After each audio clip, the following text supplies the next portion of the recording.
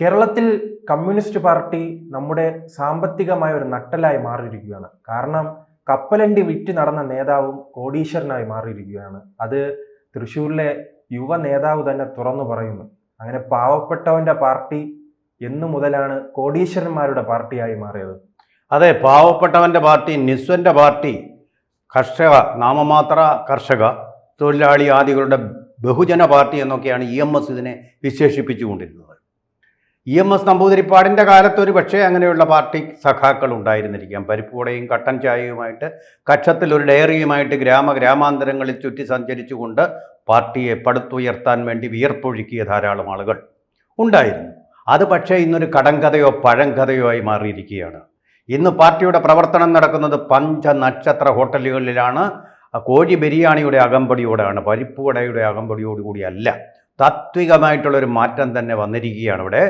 എന്ന് മാത്രമല്ല, പാവങ്ങൾക്ക് വേണ്ടി എന്ന് പറയുമ്പോൾ ഇവർ നടത്തുന്നത് റിയൽ എസ്റ്റേറ്റ് ബിസിനസ്സാണ്. അതൊരിക്കലും പാവങ്ങൾക്ക് വേണ്ടി ആവാൻ തരമില്ല. പണക്കാർക്ക് വേണ്ടി, കൊഴുത്ത പണമുള്ള പൂത്ത കാശുകൾ ഉള്ള ആൾക്കാർക്ക് വേണ്ടി പരിസ്ഥിതിയിൽ പാർട്ടിയുടെ സ്വാധീനത്തോടു കൂടി ഇളവ് വാങ്ങിച്ചുകൊണ്ട് കോടികൾ വാങ്ങി കോടീശ്വരന്മാരായവരുടെ കഥകളാണ് തൃശ്ശൂരിൽ നിന്ന് പുറത്തു വരുന്നത്.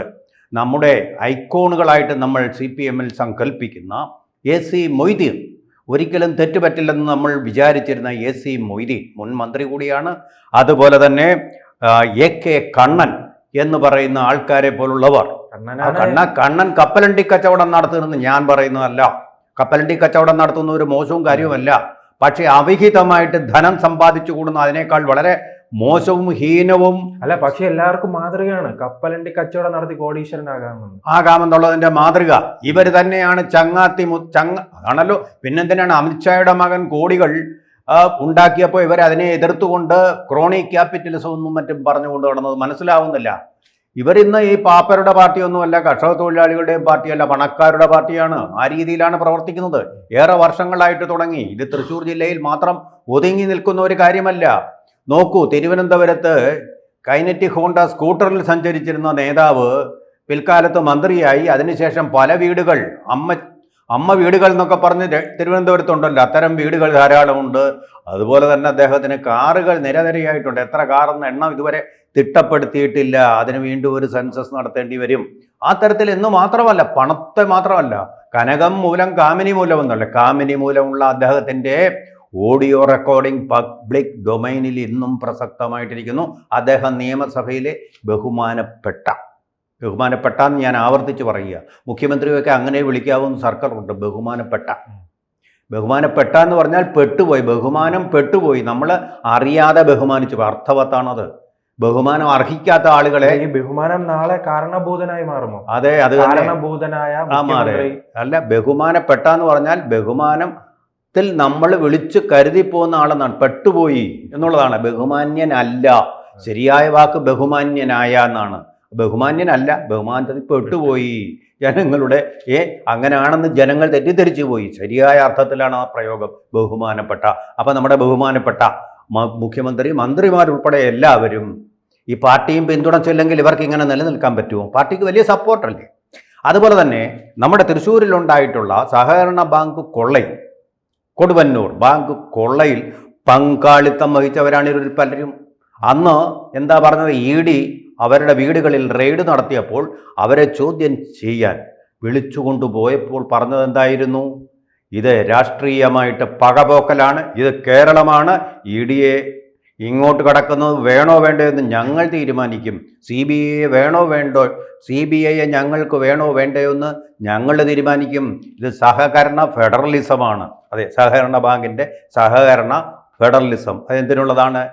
തീവട്ടിക്കൊള്ള നടത്താൻ, സഹകരണ ബാങ്കിൽ തീവട്ടിക്കൊള്ള നടത്താനുള്ള സ്വാതന്ത്ര്യം, അത് ആരാലും ചോദ്യം ചെയ്യപ്പെടാതിരിക്കാനുള്ള സ്വാതന്ത്ര്യത്തെയാണ് അവർ സഹകരണ ഫെഡറലിസം എന്ന് വിശേഷിപ്പിച്ചുകൊണ്ട് ബാങ്ക് കൊള്ള നടത്തിക്കൊണ്ട് പാവപ്പെട്ടവനെയെല്ലാം കാലപുരിക്ക് അയച്ചുകൊണ്ട് പലരെയും അവശരും രോഗികളുമാക്കി അഗാധമായ ഹതാശയിലേക്ക് അവരെ കൊണ്ടുപോയിക്കൊണ്ട് പാർട്ടിയുടെ നേതാക്കൾ അവരുടെ മുതൽ കൊള്ള ചെയ്യുകയായിരുന്നു.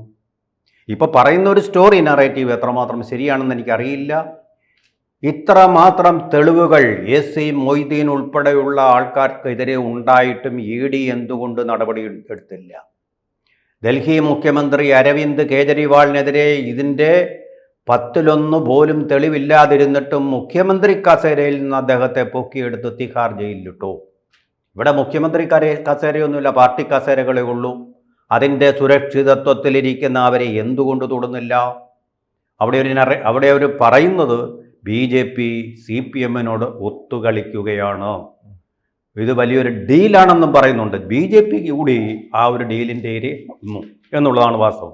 ഇതിൻ്റെ കാര്യങ്ങൾ വെളിപ്പെടുത്തേണ്ട ഉത്തരവാദിത്വം തീർച്ചയായിട്ടും ED-ക്കുണ്ട്. അപ്പോൾ ഈ ഒരു കാരണം കൊണ്ടായിരിക്കാം പണ്ടൊരു കാലത്ത് MV ഗോവിന്ദൻ പറയുന്നത് നമ്മുടെ സ്മൃതി പദങ്ങളിൽ. പാർട്ടിക്ക് എവിടെയാണ് തെറ്റുപറ്റിയത്? ഈ സാറ് സൂചിപ്പിച്ചതുപോലെ തന്നെ പാവപ്പെട്ടവനിൽ നിന്നും ആഡംബര ജീവിതം നയിക്കുന്ന നേതാക്കളിലേക്കുള്ള ഒരു വഴി എങ്ങനെയാണ്? പറഞ്ഞു തരാം. പാർട്ടിക്ക് അതിനകത്ത് കടുത്ത എതിർപ്പുള്ളവരുണ്ടായിരുന്നു. സുധാകരനെ പോലെ, ഗുരുദാസനെ പോലെ ധാരാളം ആളുകൾ ഇതിനെ എതിർത്തിരുന്നു. ഉദാഹരണത്തിന് പാർട്ടി താത്വിക ആചാര്യനായിട്ടുള്ള MN വിജയൻ ഇതിനെതിരായിട്ടുള്ള നിലപാടെടുത്തതാണ്. അദ്ദേഹം അതുകൊണ്ടാണ് പുറത്തു പോകേണ്ടി വന്നത്. ഭരതൻ അതിനെതിരെ നിലപാടെടുത്ത ആളാണ്, പുറത്തു പോകേണ്ടി വന്നു. വളരെ ദുരൂഹമായ സാഹചര്യങ്ങളിൽ പലരും പുറത്തു പോകേണ്ടി. VS അച്യുതാനന്ദൻ ജീവിച്ചിരിക്കുന്ന ഒരു റെലിക്കായിട്ടൊരു ഫോസിലായിട്ടിരുന്നു, പാർട്ടിയിൽ ഒതുക്കിക്കളഞ്ഞു, നശിപ്പിച്ചു കളഞ്ഞു. കാരണം അത്രമേൽ ആഴത്തിൽ വേരൂന്നിയതും ശക്തവുമാണ് ഇതിൻ്റെ പാർട്ടിയിലെ വലതുപക്ഷ വ്യതിയാനത്തിൻ്റെ അടിവേരുകൾ. അത്രമാത്രം ശക്തമാണ്. മറ്റൊന്നിനും അവിടെ വളരാൻ കഴിയാത്തതുപോലെ, മഞ്ഞക്കൊന്ന പോലെ, വയനാട്ടിലെ മഞ്ഞക്കൊന്ന പോലെ, കമ്മ്യൂണിസ്റ്റ് പച്ച പോലെ മറ്റൊന്നിനെയും വളരാൻ അനുവദിക്കാത്ത തരത്തിൽ അത്ര ആഴത്തിലുള്ള വേരുകളും പടരാനുള്ള ആവേഗവുമുള്ള ഒന്നായിട്ട് ഈ ക്യാപിറ്റലിസ്റ്റ് പാർലമെൻ്ററി വ്യാമോഹം ഇതെല്ലാം കൂടെ ചേർന്ന ഒരു കോംപ്ലക്സ് അതിനകത്ത് വളർന്നു വരുന്നിട്ടുണ്ട്. അത് ധനമോഹമായിട്ട് പരിണമിച്ചിട്ടുണ്ട്.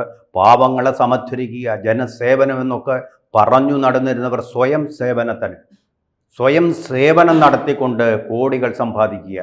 റിയൽ എസ്റ്റേറ്റ് ബിസിനസ്, അതിലുള്ള കമ്മീഷൻ, അങ്ങനെയുള്ള കാര്യങ്ങളിലൊക്കെ പാർട്ടിയുടെ നേതാക്കൾ വ്യാപൃതരായി എന്ന് പറയുന്നത് നമ്മളാരുമല്ല. ഇവിടെ VP ശരത് പ്രസാദ് എന്ന് പറയുന്ന ഒരാൾ, പാർട്ടിയുടെ ലോക്കൽ കമ്മിറ്റി അംഗം, അതോടെ നിബിൻ ശ്രീനിവാസൻ എന്ന് പറയുന്ന ആളുമായിട്ട് നടത്തിയ 49 മിനിറ്റ് മാത്രം നീണ്ടു നിന്ന സംഭാഷണത്തിൻ്റെ ഓഡിയോ റെക്കോർഡിൽ നിന്നാണ് ഇതെല്ലാം വന്നിരിക്കുന്നത്. ഇവരെ പുറത്തു പറയാൻ വേണ്ടി പറഞ്ഞതല്ല, രഹസ്യമായിട്ട് ചർച്ച ചെയ്തതാണ്. ഇത് ഞാനും കേട്ടിട്ടുണ്ടെന്നേ. ഇവരിപ്പോൾ അത് നിഷേധിക്കുന്നുണ്ട് പാർട്ടിയെ പേടിച്ച്. കാരണം ഇനി എന്താണ് ഇവർക്ക് സംഭവിക്കുക എന്ന് നമുക്ക് ഊഹിക്കാൻ കഴിയില്ല. ഞാൻ പറഞ്ഞില്ലേ, അത്രമേൽ ശക്തമാണ് പാർട്ടിയുടെ വാൾ. അപ്പോൾ ഇത് ഞാനല്ലാതെ പലപ്പോഴും കേട്ടിട്ടുണ്ട്. ഈ പാർട്ടി അധികം താമസിയാതെ നശിക്കുമെന്ന് പാർട്ടിയെ സ്നേഹിക്കുന്ന പലരും പറയുന്നത് കേട്ടിട്ടുണ്ട്. അതെല്ലാം ഈ അമിത ധനമോഹത്തിൻ്റെ ഫലമായിട്ട് ഉണ്ടാകുന്നതാണ്. ഈ മറുവശത്ത് ഇങ്ങനെയുള്ളവരില്ല എന്നല്ല പറയുന്നത്.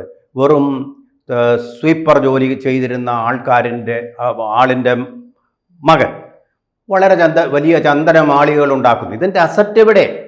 ഈ ED നാട് നീളെ നടന്ന് അന്വേഷണം നടത്തുന്നു. എങ്ങനെ വരുമാനത്തിൽ കവിഞ്ഞ സ്വത്ത് സമ്പാദിക്കാൻ കഴിയുന്നു? ഈ സഹകരണ ബാങ്കിലെ അഴിമതിയേക്കാൾ വളരെ പ്രധാനപ്പെട്ട ഒരു ആവശ്യമാണ് നമ്മുടെ രാഷ്ട്രീയക്കാർ എങ്ങനെ, ഇവരുടെ ശമ്പളം നമുക്കറിയാം, അവർക്ക് കൊടുക്കുന്ന ലെവി, അവർക്ക് കിട്ടുന്ന ലെവിയിൽ നിന്ന് കിട്ടുന്ന കമ്മീഷൻ എത്രമാത്രമാണെന്ന് നമുക്കറിയാം, പാർട്ടി കൊടുക്കുന്ന അലവൻസ്, ഇതെല്ലാം വെച്ചിട്ട് ഇത്രയും പണം എങ്ങനെ ഉണ്ടാക്കാൻ കഴിയുന്നു? അത് ഇങ്ങേയറ്റം മുതലുള്ള നേതാക്കളിൽ നിന്ന് അങ്ങേയറ്റം മുതൽ മുഖ്യമന്ത്രി പദത്തിലിരിക്കുന്നവർ വരെ, കേന്ദ്രത്തിൽ പ്രധാനമന്ത്രി പദത്തിലിരിക്കുന്നവർ വരെ അന്വേഷണം നടക്കട്ടെ. സ്വത്തിനെ കുറിച്ചുള്ള അന്വേഷണം നടക്കട്ടെ. പക്ഷേ അവിടെയും കുഴപ്പമുണ്ട്. പലതും ബിനാമിയായിരിക്കും, ഒരിക്കലും പിടിക്കാൻ പറ്റില്ല നിയമപരമായി. പക്ഷേ ജനങ്ങൾക്കറിയാം, പുറത്തു വരട്ടെ ഇതെല്ലാം. ഈ നമ്മൾ പറയും, ആ തെരഞ്ഞെടുപ്പ് അടുക്കുന്ന സമയത്ത് മത്സരിക്കുമ്പോൾ ഇതെല്ലാം പുറത്തു വയ്ക്കുന്നുണ്ടല്ലോ, ഇതെല്ലാം നാമനിർദ്ദേശക പത്രികയോടൊപ്പം സമർപ്പിക്കുന്നുണ്ടല്ലോ, അതിലൊരു കാര്യമില്ല. അത് പലതും കളവാണെന്ന് പിൽക്കാലത്ത് തെളിഞ്ഞിട്ടുണ്ട്. അതുകൊണ്ട് ഇതിനെക്കുറിച്ച് SIR എന്ന് പറയുന്നത് കേരളത്തിൽ ഇപ്പോൾ നടക്കാൻ പോവുക. അതിനേക്കാൾ അത്യാവശ്യമായിട്ട് നമുക്ക് വേണ്ടത് രാഷ്ട്രീയ നേതാക്കൾ അവിഹിതമായ വിധത്തിൽ അഴിമതിയിലൂടെ ഇങ്ങനെ സമ്പാദിക്കുന്ന ധനം. ഇപ്പോൾ മറ്റ് കോൺഗ്രസ് പാർട്ടിയിലും ഇതുണ്ട്, ഇല്ലെന്നല്ല, ഇതുപോലെ വൻ സമ്പാദനമുണ്ട്. പക്ഷേ അവർ ഈ പാവങ്ങളുടെ പാർട്ടിയെന്ന് നടിച്ച് നടക്കുന്നില്ല. ഇത് പാവങ്ങളുടെ പാർട്ടി, പാവപ്പെട്ട കർഷക തൊഴിലാളികളുടെ പാർട്ടി എന്ന് പറഞ്ഞ് അവരെ വാരിക്കുന്തവുമായിട്ട് പുന്നപ്രയുടെ വയലാറിൻ്റെ മണ്ണിൽ രക്തസാക്ഷികളാക്കിക്കൊണ്ട് കേരളത്തിൽ വളർന്നു വന്ന ഒരു പ്രസ്ഥാനമാണിത്. ചങ്കിലെ ചോരയാണ്. ആ ചങ്കിലെ ചോരയ്ക്ക് സംഭവിച്ച വ്യതിയാനമാണ്. അതുകൊണ്ടാണ് ഇത് മറ്റേതൊരു പാർട്ടിയിൽ നടക്കുന്ന അഴിമതിയേക്കാളും ആഴത്തിലുള്ള ഒരു വ്രണമായിട്ട് നമുക്ക് അനുഭവപ്പെടുന്നു. കൂടുതൽ വാർത്തകളും വിശേഷങ്ങളും നിങ്ങളിലേക്ക് എത്താൻ ABC മലയാളം സബ്സ്ക്രൈബ് ചെയ്യുക, ബെൽ ബട്ടണും അമർത്തുക.